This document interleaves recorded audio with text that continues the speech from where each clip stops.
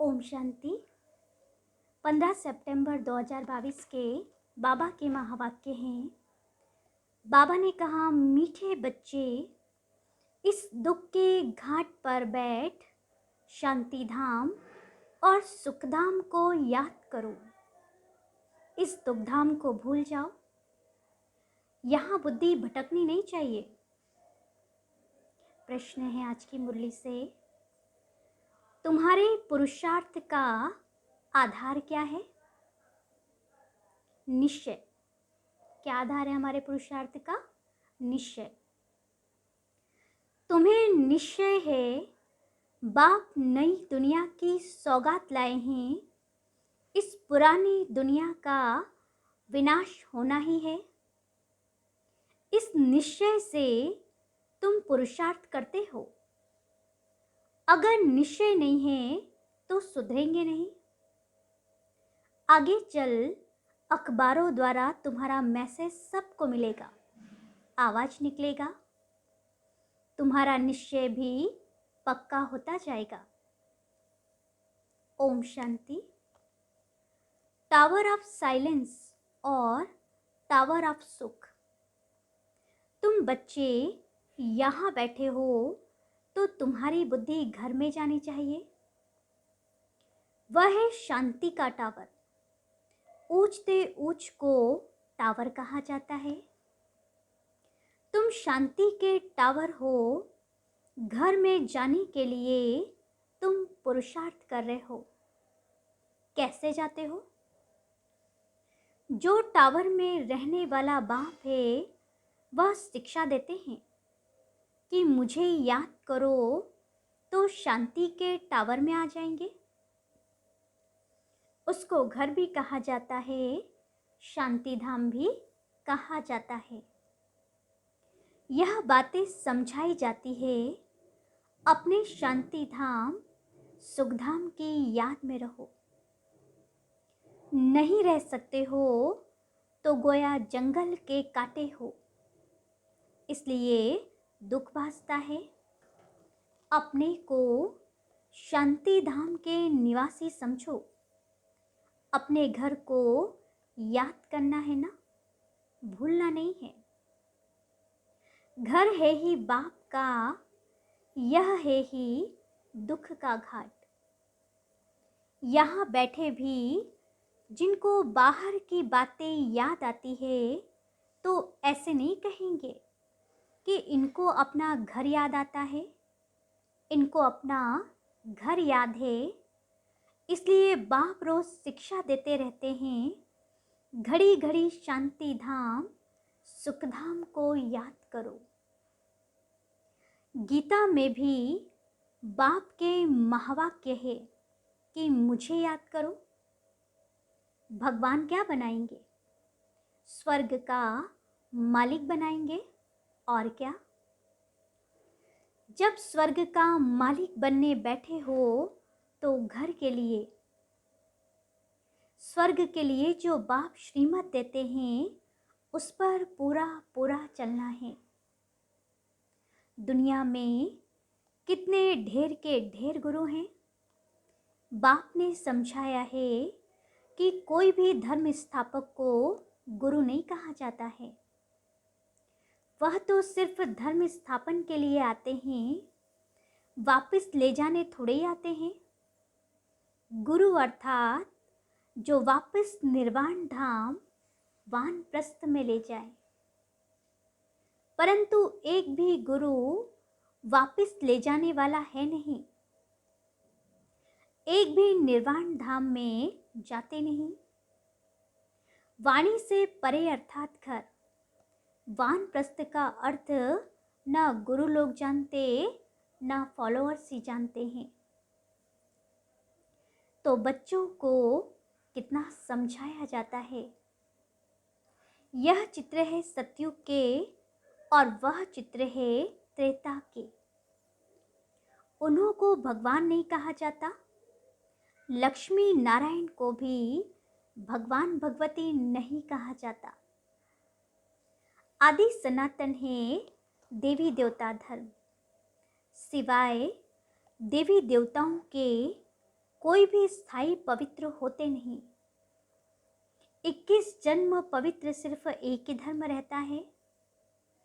फिर धीरे धीरे अवस्था कम होती जाती है। त्रेता में 2 कला कम तो सुख भी कम हो जाता है। उसको कहा जाता है त्रेता युग 14 कला। अभी तुमको बाप का परिचय है और सृष्टि चक्र का ज्ञान है। उसको ही तुम याद करते हो, परंतु कईयों की बुद्धि कहाँ ना कहाँ भटकती रहती है, याद नहीं करते हैं। अच्छा, और कुछ भी न समझ सको तो आस्तिक बनकर बाप को तो बुद्धि में याद रखो। बाप और रचना के आदि मध्य अंत को तो जानते हो ना। उस झाड़ का आदि मध्य अंत नहीं कहा जाता है। इस झाड़ का आदि मध्य अंत है।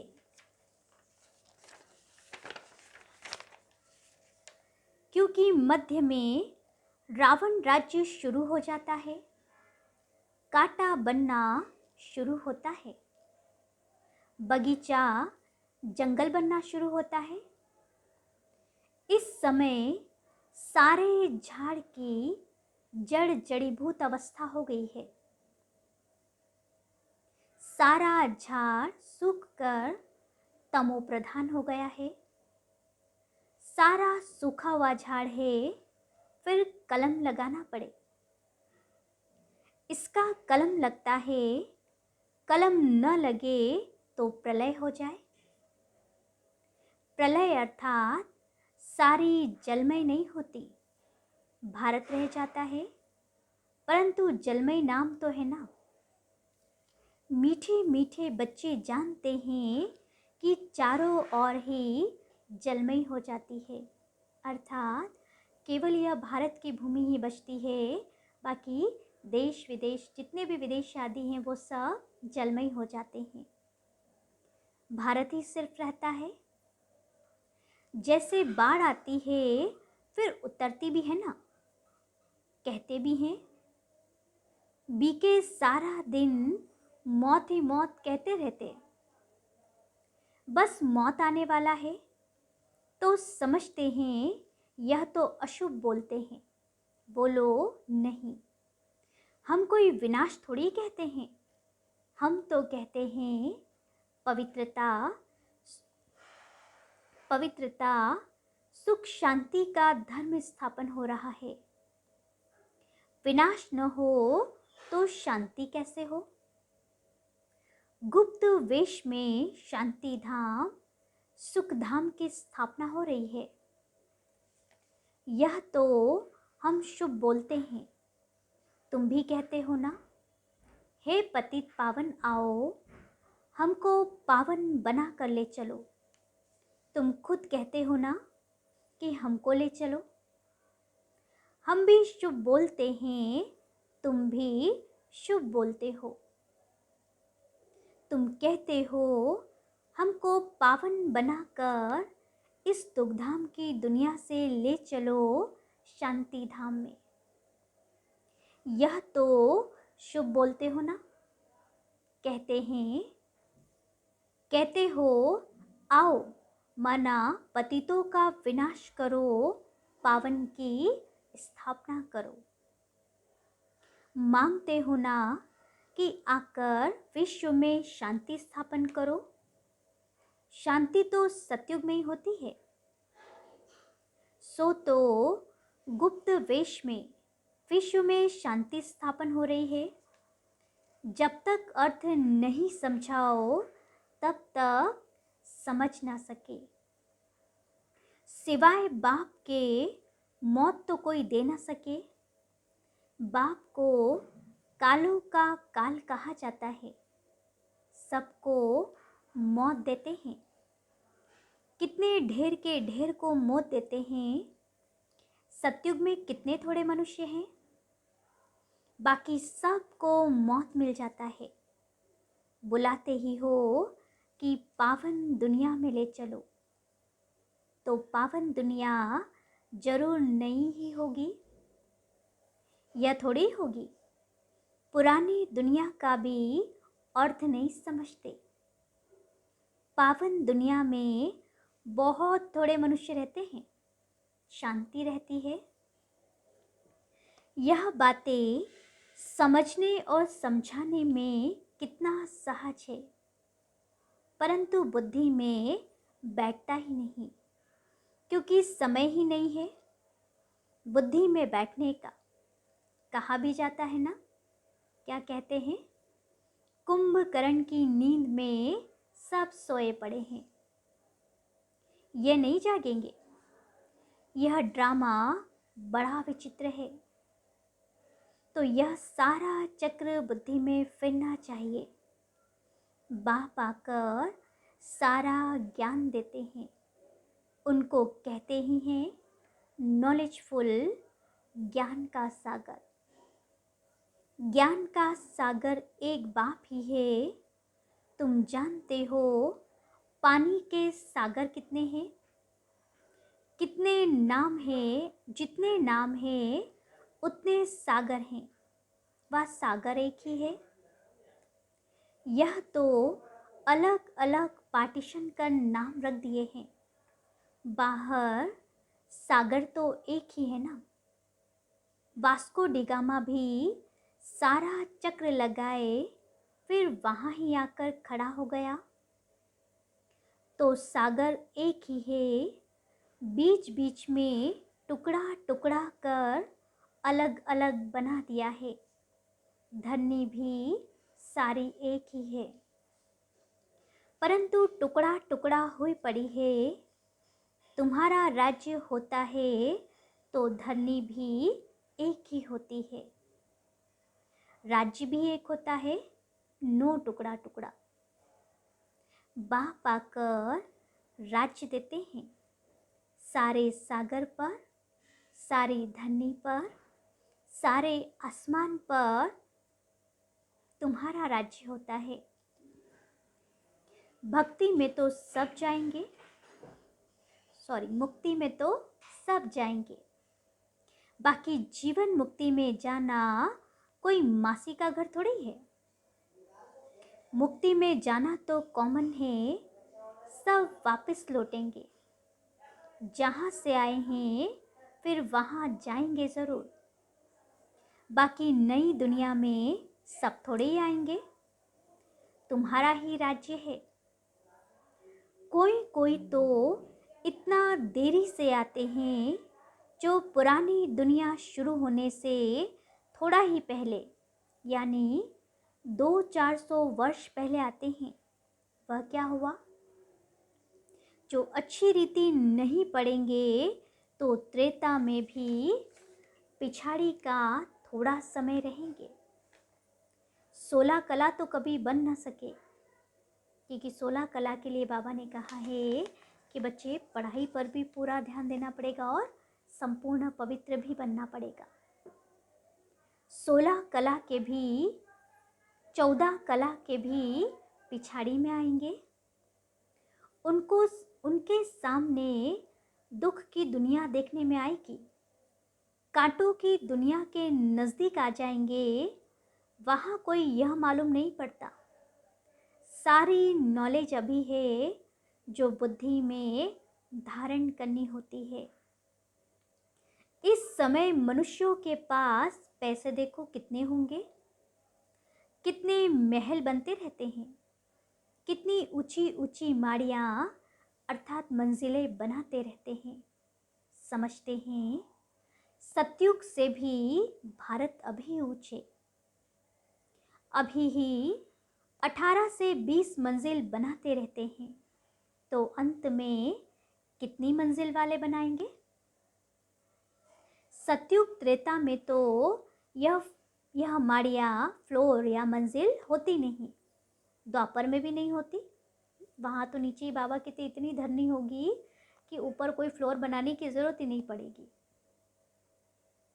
यह तो कलयुग में आकर बहुत मनुष्य हो जाते हैं, तो 2 मंजिल 10 मंजिल बढ़ाते जाते। क्योंकि मनुष्य बढ़ते जाते हैं तो वो जाए कहाँ। धंधा धोरी बहुत है तो बड़े बड़े मकान भी बनाते रहते हैं शोभा के लिए। जंगल से जंगल होता जाता है, कितने अच्छे अच्छे मकान बनते रहते, जमीन लेते रहते हैं ना। बॉम्बे पहले क्या थी? देखो बाबा कहते जंगल से बिल्कुल मंगल हो गया। क्योंकि अभी बहुत सुंदर सुंदर मकान बनाते रहते हैं, जमीन भी लेते रहते हैं ना। बॉम्बे पहले क्या थी? 80 से 90 वर्ष में देखो क्या हो गई। पहले तो कितने थोड़े मनुष्य थे, अभी तो देखो कितने मनुष्य हो गए। समुद्र को सुखाया है, अभी भी देखो समुद्र को कितना सुखाया है। पानी जैसे कमती होता जाता है, मनुष्य वृद्धि को पाते जाते तो पानी कहाँ से आएगा। पानी कम होता जाता, समुद्र हटता जाता। धरती छोड़ता है तो मकान बना देते हैं, फिर पानी चढ़ जाएगा तो कराची व बॉम्बे का बहुत सा हिस्सा पानी में चला जाएगा। तुम जानते हो और सब खंड खत्म हो जाएंगे। आफतें आने वाली है, इसलिए बाप कहते हैं जल्दी जल्दी तैयार होते रहो। जैसे शमशान में जब आग जलकर खत्म होती है तब लौटते हैं। बाप भी विनाश के लिए आए हैं तो आधे पर थोड़ी जाएंगे। आग लगकर जब पूरी होगी तब चले जाएंगे, फिर बैठकर क्या करेंगे। आग बुझेगी नहीं, सब चले जाएंगे, सबको साथ ले जाएंगे। होना तो ज़रूर है, समझते तो सब है, लेकिन समय का गपोड़ा बहुत बड़ा लगा दिया है। बच्चों को समझाना भी गीता पर है। गीता एपिसोड है ना, जिसमें देवी देवता धर्म की स्थापना हो रही है। वहाँ एक ही धर्म होगा, बाकी सब विनाश हो जाते हैं। सिर्फ यह गीता ही है जो भगवान ने गाई है। मनुष्यों ने भक्ति मार्ग के लिए वैद शास्त्र बनाए हैं। ऐसी ऐसी पॉइंट्स धारण कर फिर सुनानी चाहिए। कहते हैं बाबा भूल जाते हैं, धारणा नहीं होती।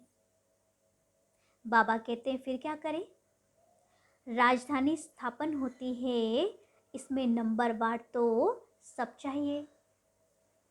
सबके ऊपर कृपा करने की ताकत हो तो बाप स्वर्ग का मालिक सबको बना दे, लेकिन नहीं। यह तो बनने ही है नंबरवार। यह कोई भी समझ सकते हैं कि भगवान आया हुआ है। भगवान जरूर स्वर्ग की सौगात ले आएंगे। नई दुनिया स्थापन करने आते हैं तो जरूर संगम पर ही आएंगे।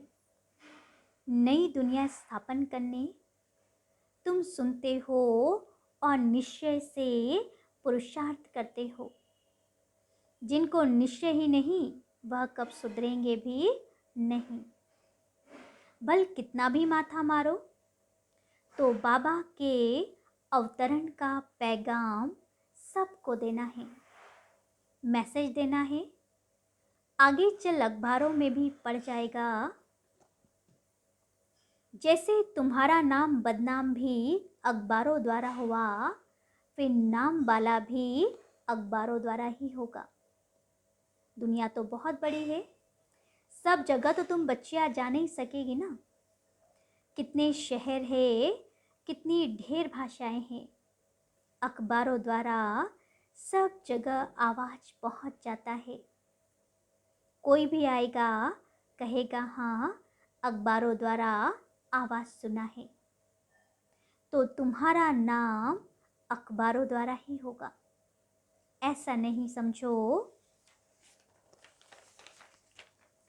कि सब तरफ तुमको जाना पड़ेगा, फिर तो पता नहीं कितना समय लग जाए। अखबारों द्वारा ही एक्यूरेट सुनेंगे। तुम कहते भी हो कि बाप को याद करो तो पाप कट जाएंगे। अखबारों में तो पढ़ना ही है।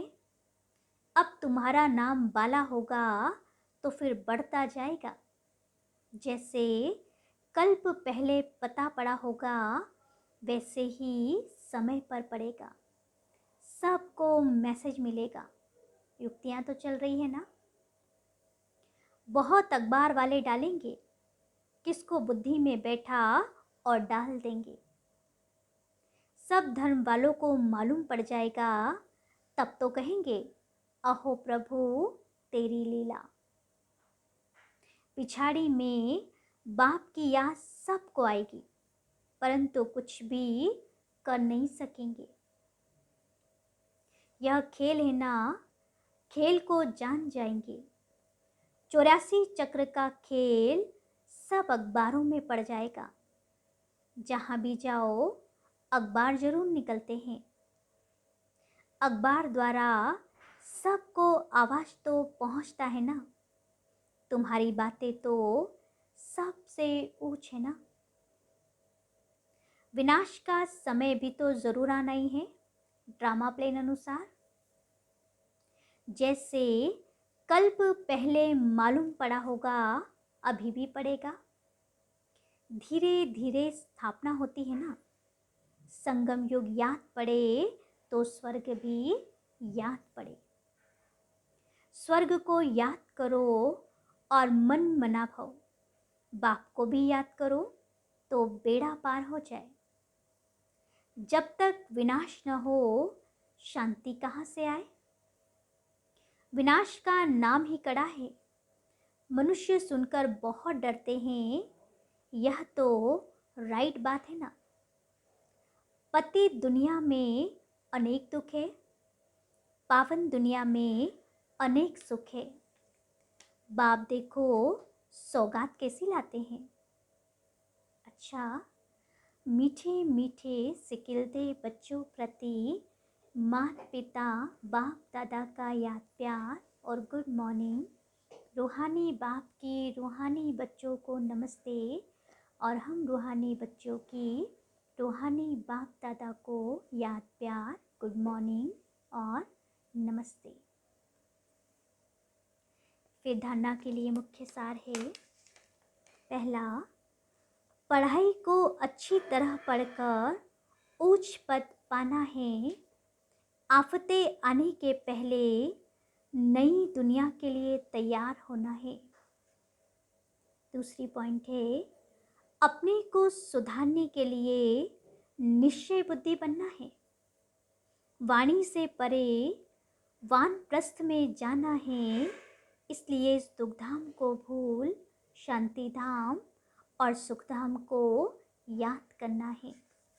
वरदान है, किसी भी परिस्थिति में फुल स्टॉप लगाकर दुआओं का अधिकार प्राप्त करने वाले महान आत्मा भव। डिटेल है, महान आत्मा वो है जिसमें स्वयं को बदलने की शक्ति है और जो किसी भी परिस्थिति में फुल स्टॉप लगाने में स्वयं को पहले ऑफर करते हैं। मुझे करना है, मुझे बदलना है। ऐसी ऑफर करने वालों को 3 प्रकार की दुआएं मिलती है। पहली, स्वयं को स्वयं की दुआएं अर्थात खुशी मिलती है। दूसरी, बाप द्वारा और तीसरी है ब्राह्मण परिवार द्वारा। इसलिए अलबेलापन नहीं लाओ कि ये तो होता ही है, चलता ही है। फुल स्टॉप लगाकर अलबेलेपन को परिवर्तन कर अलर्ट बन जाओ। स्लोगन है, संकल्पों की एकाग्रता द्वारा ही श्रेष्ठ परिवर्तन में फास्ट गति आ सकती है।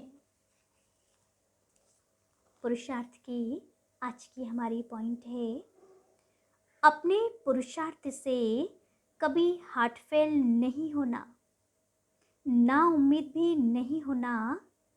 अगर हम सच्चे दिल से मेहनत कर रहे हैं तो मेरी सफलता की मार्क्स नोट है। अगर मेरे दिल की सच्ची भावनाएं हैं तो सफलता ज़रूर होगी। बाबा की याद में चलते जाओ, पुरुषार्थ की नींव पक्की रखो, तो सब बातें समाप्त हो जाएगी। अपने को वानप्रस्थी समझो तो सब संस्कार निर्बल हो जाएंगे। बाबा से शक्ति लेकर बलवान बनो। अच्छा, ओम शांति।